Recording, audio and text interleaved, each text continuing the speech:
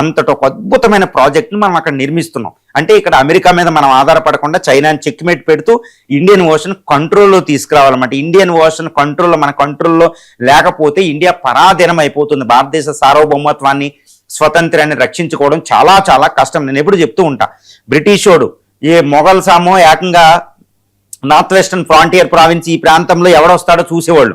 కానీ బ్రిటిషోడు దొంగచాటుగా హిందూ మహాసముద్రం నుంచి వచ్చి భారతదేశాన్ని ఆక్యుపై చేసేవాడు ముందు కోస్తా తీర ప్రాంతాలు.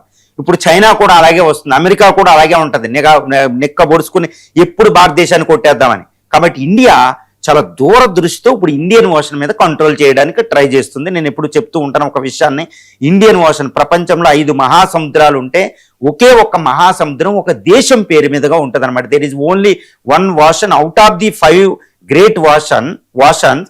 There is only one ocean which is named after by a country, that is India. Indian ocean అండి. ఇండియా మీద ఇండియన్ ఓషన్ పేరు వచ్చిందనమాట, హిందూ మహాసముద్రం అని. అందువల్ల ఈ చైనా వచ్చి ఏమంటదంటే హిందూ మహాసముద్రం ఇండియన్ ఓషన్ కాదు, ఇండియాదే కాదు, నాదని వస్తుంది. స్ట్రింజ్ ఆఫ్ పెరల్స్ డెవలప్ చేసింది. కాబట్టి దాన్ని అడ్డుకోవాలంటే నికోబారిస్ ప్రాజెక్ట్